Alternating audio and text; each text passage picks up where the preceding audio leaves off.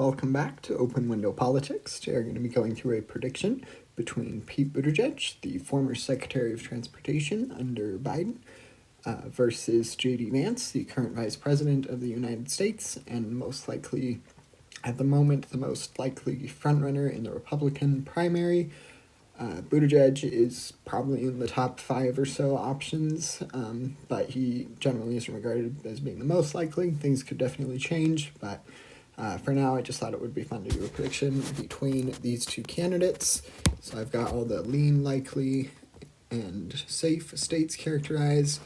That gives us a decent indication of where things are at. So it's 225 to 219, with Pete Buttigieg taking the lead with the safe, likely, and lean states characterized.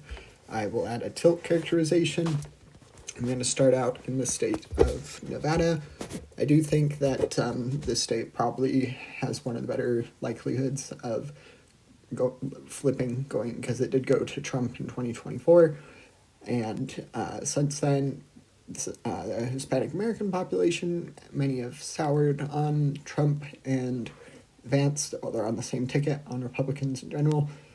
So I don't think there's super likely shot that Republicans could win the state if the election were to be held today, again, in 2020, or win the state of Nevada. So I'm going to put that in the tilt blue Democratic column. I do, however, think that Vance has probably a good shot in the state of Arizona.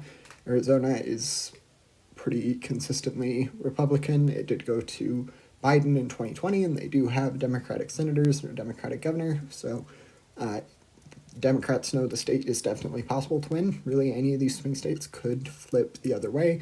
That is just why they are swing states. They're inherently going to be close, regardless of who is on the ballot, to an extent with different candidates, of course, but that is going to be my prediction for the state of Arizona, a tilt red rating.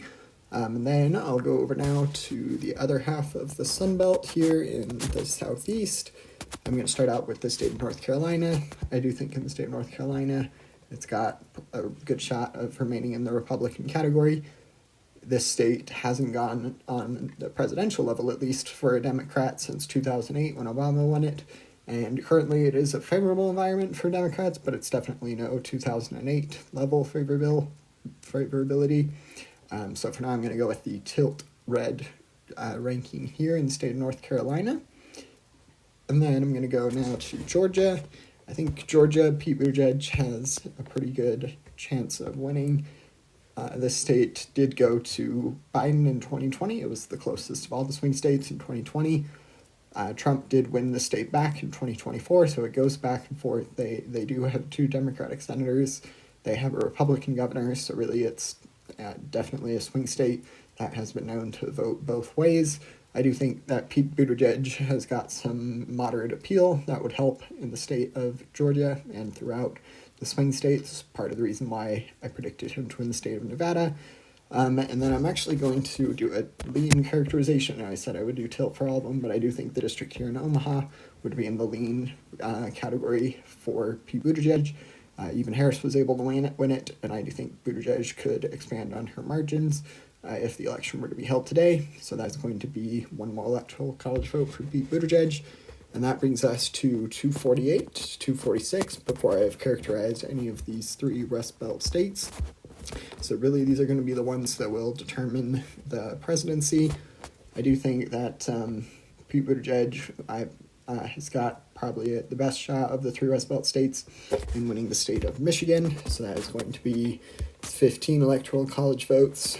And they really, both candidates have Rust Belt appeal. Vance is, of course, from Ohio, former senator from Ohio, and has some deep roots in the Midwest in the Rust Belt area. And of course, Buttigieg, former mayor in Indiana, and I believe he now lives in Michigan. So he has been floated as potentially appealing to the Rust Belt, which both parties are really wanting to win. It will probably control who the president is. So, and then next up, I'm going to go with the state of Wisconsin. I'm going to put that in the tilt blue Republican or tilt blue Democratic column for Buttigieg. So with that, that's 273 to 246. And I do think in this case that the 3 Rust Belt states will vote together. So I'm going to put the last one, Pennsylvania, in the tilt blue column. So that brings us to 292 to 246, Pete Buttigieg victory. Not a complete blowout. There are still the states of Arizona and North Carolina still ended up in the Republican column. So inherently it's going to be close. But if the election were to be held today between these 2 candidates, this is probably how I would predict it.